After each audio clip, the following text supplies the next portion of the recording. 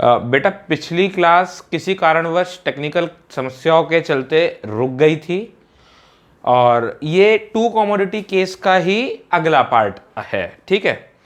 तो हम लोग बात कर रहे थे टू कमोडिटी केस की, और टू कमोडिटी केस में अभी अपने ने देखा था कि हमने दो कमोडिटीज ली थी और यूजिंग वन कमोडिटी केस हमने डिराइव किया था। ये इक्वेशन रिक्वायर्ड थी, हमने ये तैयार करी और फिर क्वेश्चन के शॉर्टकट्स भी हमने तैयार कर लिए। अब आइए जानते हैं कि सर अगर कंज्यूमर इक्विलिब्रियम में नहीं है तो कैसे काम होगा। बहुत सिंपल है बेटा। फिर से कहूंगा, जिस भी बच्चे ने वन कमोडिटी केस को देख लिया है, समझ लिया है, उसके लिए टू कमोडिटी केस कोई कठिन चीज नहीं है। और जिस बच्चे ने नहीं देखा है तो बेटे वो पहले वन कमोडिटी केस वाली वीडियो देखें, उसके बाद टू कमोडिटी केस की वीडियो आप देखें।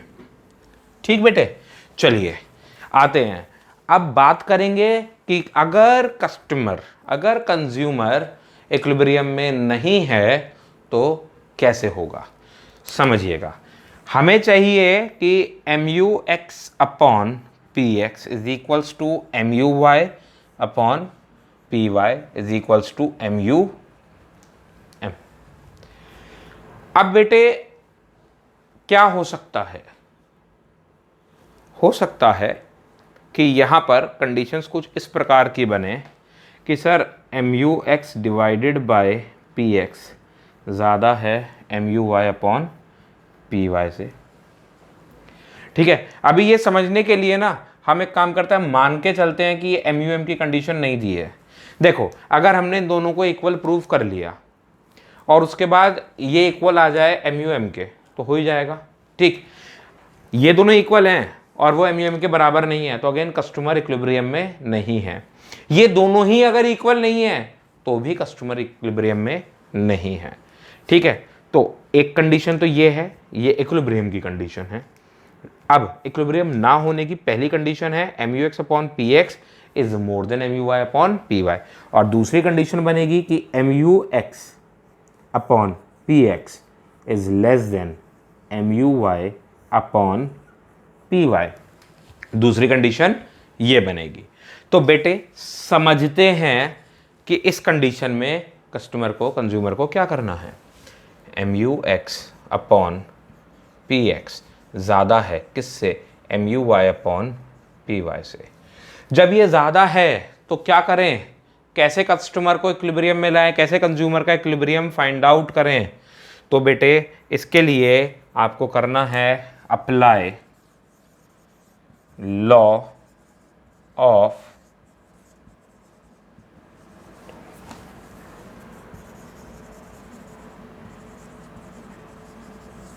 Diminishing marginal utility. Law of diminishing marginal utility को बेटे अप्लाई कर दो और कस्टमर इक्विलिब्रियम में आ जाएगा। सर कैसे अप्लाई करें, समझिए।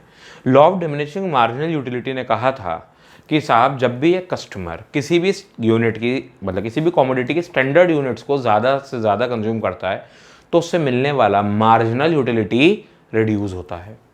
अब यहाँ पर क्या हो रहा है, यहाँ पर x से सेटिस्फैक्शन ज़्यादा मिल रहा है और y से सेटिस्फैक्शन कम मिल रहा है। तो आप एक काम करो, आप ना इंक्रीज द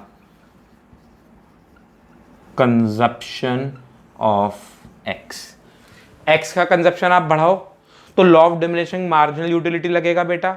और जब law of diminishing marginal utility लगेगा तो क्या होगा, x का सेटिस्फैक्शन कम होना शुरू हो जाएगा, और जब x से मिलने वाला सेटिस्फैक्शन बेटे कम होगा तो आप इक्विलिब्रियम की स्टेट पे पहुंच जाएंगे। Increase the consumption of commodity x till mu(x) divided by px is equals to mu(y) divided by py। जब ये दोनों बराबर आ जाएं तो बेटे आप रुक जाइएगा और आप कह देंगे कि that sir the consumer is in equilibrium. बात समझ में आती है इतनी।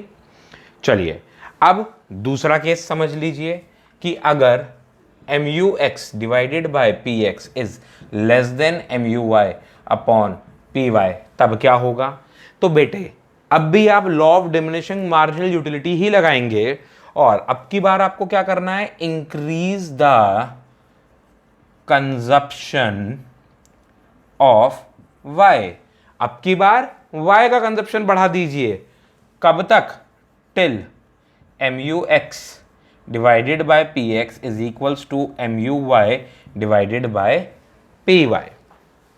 ठीक है बेटे, पहली बार जब X से मिलने वाला सेटिस्फैक्शन ज्यादा था तो हमने X का कंजप्शन बढ़ाया, law of diminishing marginal utility लगा, और उसने क्या करा? उसने X का मार्जिनल यूटिलिटी को कम किया, और जब X की मार्जिनल यूटिलिटी बेटे कम हुई ना तो कंडीशन बन जाएगी आपकी ये, ठीक। और जब Y से सेटिस्फैक्शन ज्यादा मिल रहा था और X से कम मिल रहा था तो उस केस में आपने क्या करा? उस केस में आपने again law of diminishing marginal utility he apply करा, लेकिन अब की बार आपने कंजप्शन ऑफ Y को इंक्रीज किया।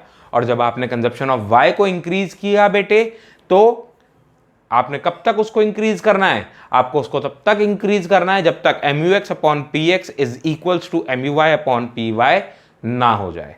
अब बेटा कोई सी भी कंडीशन हो तीनों में से, चाहे ये हो, चाहे ये हो, चाहे ये हो, अगर ये है तो इसको directly equals to MUM check कर लेंगे हम, अगर MUM दिया है। अगर MUM दिया और कंडीशन हो गई ये, तो आप चेक कर लीजिए, अगर अब MUM के ये बराबर आ जाए तो कह दीजिएगा sir consumer is in equilibrium, और अगर अब MUM छोटा इससे कम है, इन वैल्यूज से कम है या ज्यादा है, तो again the consumer is not in equilibrium. अब यहां पर आपको क्या करना है? अब मान लीजिए ये बड़ा है MUM से, भाई ये दोनों तो बराबर हैं, अब ये बड़े हैं MUM से, तो आपको क्या करना है? अब आपको दोनों का कंजप्शन इंक्रीज करना है। अब आपको दोनों का कंजप्शन इंक्रीज करना है कब तक? जब तक MUM के बराबर ना हो जाए। और अगर ये वाली कंडीशन है, मतलब अगर ये छोटा है MUM से, तो दोनों का कंजप्शन रिड्यूस कर देना। कब तक? जब तक बराबर ना हो जाए MUM के। बात समझ में आती है बेटे? चलिए जल्दी से जो आप नोट्स बना रहे थे इस टॉपिक के, उसमें इसे भी नोट कर लें, और फिर उसके बाद हम देखते हैं न्यूमेरिकल, और फिर इस चैप्टर को बाय बाय करते हैं। इस टॉपिक को, यूटिलिटी एनालिसिस को बाय बाय बोलते हैं। नोट कर लेंगे जल्दी से बेटे।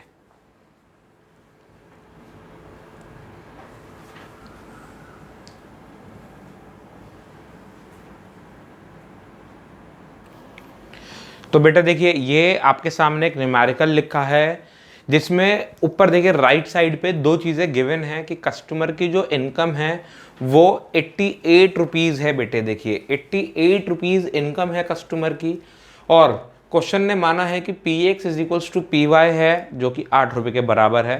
अब क्वेश्चन कहता है कि साहब इसमें ना आप कंज्यूमर इक्विलिब्रियम लाओ, बताओ कि कंज्यूमर कहाँ पर इक्विलिब्रियम पे है। तो बेटा देखिए, सबसे पहली चीज़ हमें पता है कि इस केस में मुझे क्या करना है? मुझे प्रूव करना है MUX is equals to MUX is equals to MUY। ये प्रूफ हो जाए अगर, तो मैं कह सकता हूं कि कस्टमर इक्विलिब्रियम में है। ठीक है बेटे, मैं कह पाऊंगा कि कस्टमर इक्विलिब्रियम में है। लेकिन यहां पर एक दो चीजें हैं। पहली चीज तो जो हम पहले देख चुके हैं कि MUM की कंडीशन नहीं दी है, तो हमें उसे कंसिडर नहीं करना है। दूसरी चीज, यहां पर इनकम भी दी है, तो आपको यह देखना है कि कस्टमर के पैसे सारे खर्च होने चाहिए, पूरे 88 रुपीज जहां पर खर्च हो जाएं। आप मान लीजिएगा कि कस्टमर वहां पर इक्विलिब्रियम में है। समझेंगे कैसे? सबसे पहले मेरे को क्या चाहिए? MUX equals to MUY। देखिए ऐसे चेक कीजिए कि X और Y के इक्विलिब्रियम कहां कहां पर मैच हो रहे हैं। तो देखिए X के इक्विलिब्रियम सारे ज्यादा हैं Y के मुकाबले में, अगर ऑन 1 to 1 कंपेयर करें। तो अब आप देखिए क्या कहीं पर ऐसा है जहां पर MUX 40 के बराबर है? तो हाँ सर, 6th यूनिट पे है। तो एक काम कीजिए, इस पे नेम दे दीजिए इन दोनों को A। अब देखिए क्या 36 है? तो नहीं है सर। 24 है? हाँ सर हैगा B। 20 है? नहीं है सर। 16 हैगा सर C। 8 भी है भाई, तो डी एंड डी, ये टोटल 4 केसेस हैं जहां पर MUX is equals to MUY है। देखिए ये जरूरी नहीं है कि 1 to 1 इक्वल होना चाहिए भाई। ये केस कह रहा है कि यहां पर ए केस की अगर मैं बात करूं तो ये कहता है कि कस्टमर जो है वो 6 यूनिट X की कंज्यूम करता है और 1 यूनिट Y की कंज्यूम करता है। तो बेटे अगर हम केस ए की बात करें तो कैसे होगा, देखिए केस ए में MUX is equals to MUY तो है इन सब में, इनके अलावा मुझे कहीं चेक नहीं करना। अब ये देखना है कि 88 रुपीज़ पूरे कहाँ पर खर्च होते हैं। तो उसके लिए आप कैसे चेक करेंगे, कस्टमर कैसे कर रहा है, देखिए 6 यूनिट्स ऑफ एक वो Y का X कंज्यूम कर रहा है। तो यहाँ पर ना आप एक काम कीजिए, आप फॉर्मूला लगाइए PX into units plus PY into units is equals to I। Income है अगर तो कंज्यूमर इक्विलिब्रियम है, वरना नहीं है। तो केस ए में देखते हैं PX कितना है 8, कितनी यूनिट्स कंज्यूम कर रहा है 6, प्लस PY कितना है वो भी 8 है सर, कितनी यूनिट्स कंज्यूम कर रहा है 1। तो ये कितना हो गया 6 8 48 plus 8 1 8 which is not equals to कितना 88। भाई ये बन जाएगा आपका 56 जो कि बराबर नहीं है 88 के। तो यहां हम कहेंगे that the consumer is not in equilibrium in case A. ठीक है सर, आगे चलते हैं। अब बात करेंगे हम केस बी की। केस बी में भी इसी तरीके से फॉर्मूले में वैल्यूज डालते हैं। PX कितना है 8, यूनिट्स कितनी कंज्यूम कर रहा है X की केस बी में 8 यूनिट्स, प्लस अब Y की वैल्यू कितनी है 8 मल्टीप्लाइड बाय कितनी यूनिट्स कंज्यूम कर रहा है 3। तो 8 8 जा 64, 8 3 जा 24 विच इज इक्वल्स टू 88। देख लीजिए ये आ गया 88 इज इक्वल्स टू 88। तो आप कहेंगे the consumer is in equilibrium at level of in case B, यानी कि जब consumer 8 units of commodity X और 3 यूनिट्स ऑफ कमोडिटी Y को कंज्यूम करता है तो कंज्यूमर इक्विलिब्रियम में है, कंज्यूमर सेटिस्फाइड है। बात समझ में आती है बेटा?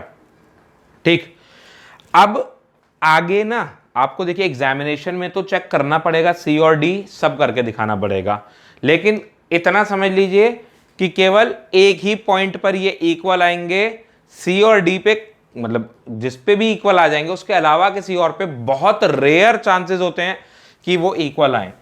देखिए अब हम बात करते हैं केस सी की।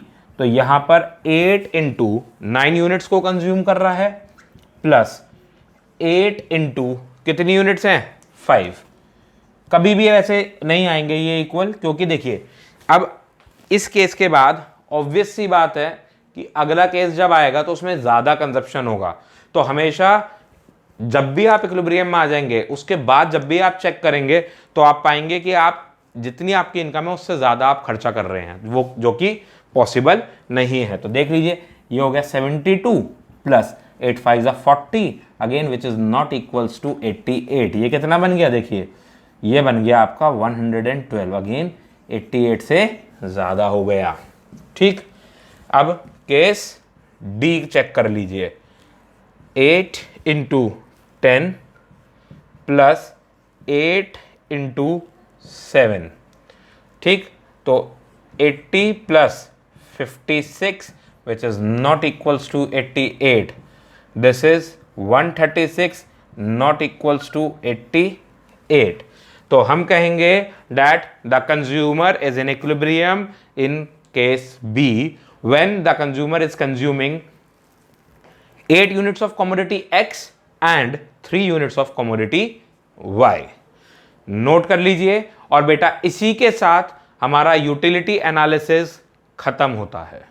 नोट कर लीजिए इस न्यूमेरिकल को, इंपॉर्टेंट है बहुत ज्यादा।